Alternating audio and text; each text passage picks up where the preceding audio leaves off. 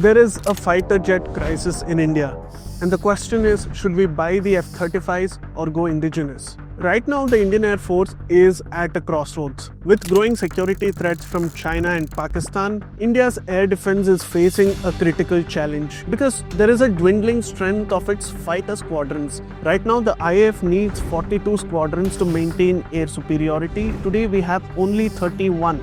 So what's the way forward? Let's break this down. First, let's enlist the current challenges and concerns. Let's talk about numbers. The IAF needs 42 squadrons, but it has only 31. Why? Because we have aging aircraft. This includes the MiG-21, MiG-23, MiG-27, and many of these aircrafts have been retired, creating a serious capability gap.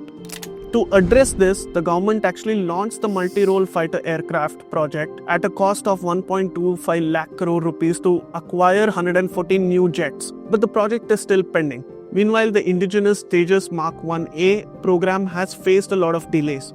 Originally, 16 Tejas Mk-1A jets were expected per year. Now only 2 to 3 will be delivered this year, mainly due to the GE engine supply issues. A follow-up order for 97 more Tejas Mk-1A jets is in the works, but production delays remain a significant challenge. The Tejas Mk-2 is an advanced variant, is in development and will replace the Mirage 2000s, MiG-29s and the Jaguars. But however, it won't be combat ready for years. And it's not just fighter jets. India has only 6 mid-air refuelers. It needs at least 18 to extend its operational range. For surveillance, the Indian Air Force has 3 Netra aircrafts, 3 Israeli Falcon AWACS, but 12 more are needed.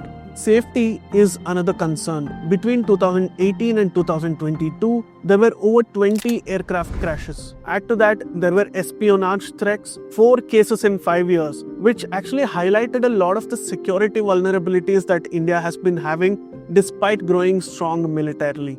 All this was very evident when Indian Air Force Chief Amar Singh recently visited the HAL facility and expressed his frustration at the Aero Show. He expected to see 11 Tejas Mk-1A jets ready for delivery by February. Instead, not a single one.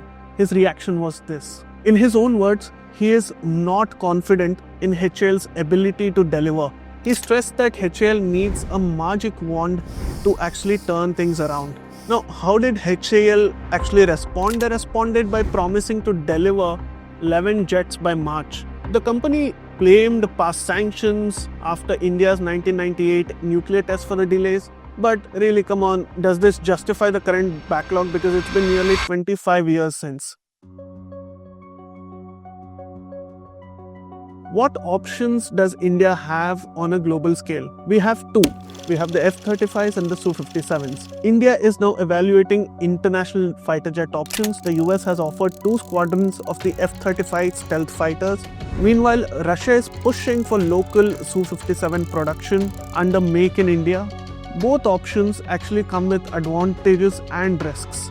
The F-35 on one hand is a battle-tested 5th generation stealth fighter, but it comes with strict end-user agreements by the US and very high operational costs. The Su-57 on the other offers full transfer of technology but has faced a lot of production delays. We also need to consider India's diplomatic ties with the US and Russia, which come into the question before we sign any major defense deal. There's also the bigger question, should India risk straining its Russia ties by deepening US defense cooperation? And is the F-35 truly worth the cost?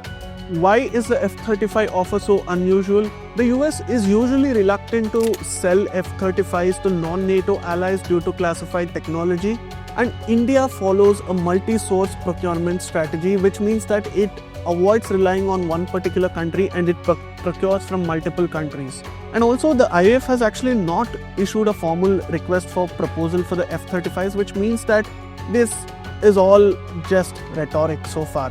And Foreign Secretary of India Vikram Misri actually clarified that the F-35 sale is only at a proposal stage. We also need to consider US-India's defense relations and trade agreements, because beyond the fighter jets, India and the US are strengthening military ties. They've entered into a lot of agreements recently, which includes the Javelin advanced anti-tank missiles, the Striker ICVs, in which India will acquire 530 infantry combat vehicles, 6 more P-8I aircraft for maritime surveillance, and we have an agreement for bilateral target of trade with the US by 2030, which is valued at $500 billion US. While these deals actually strengthen defense ties, challenges obviously remain because technology transfer limitations are there are trade disputes, and there's the threat of potential sanctions. And India must walk a fine line between its US and Russia partnerships. And though India continues to strengthen its US defense assets, which already include aircraft like the C-130J Super Hercules, C-17 Globemaster, the Poseidon, and helicopters like the Chinook, Seahawks, Apaches, we also have a lot of weapons which we've acquired like the Harpoon anti-ship missiles, the M777 howitzers, and some drones actually. All these highlight that US and India is growing close, especially in strategic alignment, particularly because of two reasons. One, issues along the India-China border and issues in the Indo-Pacific and our presence there.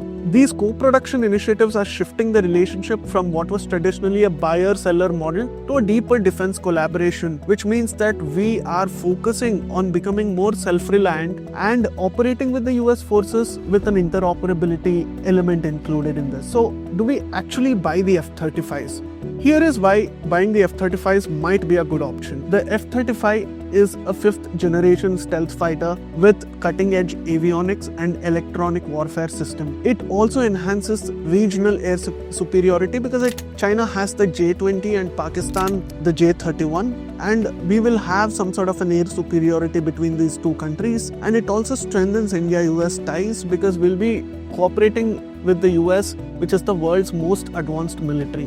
But what are the cons? Before we sign the deal, let's talk about the challenges. There's a very high acquisition and maintenance cost. For one jet, it costs us anywhere between $80 million to $115 million per jet, and each flight hour actually costs us $36,000. End user agreements also limit India's ability to modify these jets. And potentially we'll also be upsetting Russia a little bit because 36% of our military assets are actually sourced from Russia, and this could create some sort of diplomatic tensions with them. Moreover, the most important point is that the repairs and the parts, we don't have the local infrastructure for increasing the maintenance for it, and it increases the dependency on the US. So what are India's options? We obviously have to accelerate the AMCA project, India's indigenous 5th generation stealth fighter, but it is only expected by 2035. We need to resolve HAL's production delays. We need to fix the Tejas Mk-1A and Mk-2 delivery issues to speed up domestic manufacturing because it's been disastrously slow. We need to order more Rafales perhaps because it's a battle-tested, cost-effective option already integrated into the Indian Air Force. India stands at a crucial turning point because the IAF urgently needs modern fighter jets. But should the nation continue relying on foreign technology or accelerate its push for self-reliance? With national security and strategic autonomy at stake, the decisions in the coming months will actually shape India's future. What did you think about this whole issue? Let us know in the comment section below, and please subscribe to Bodh because we'll be bringing you a lot more stories on India's politics, security and society.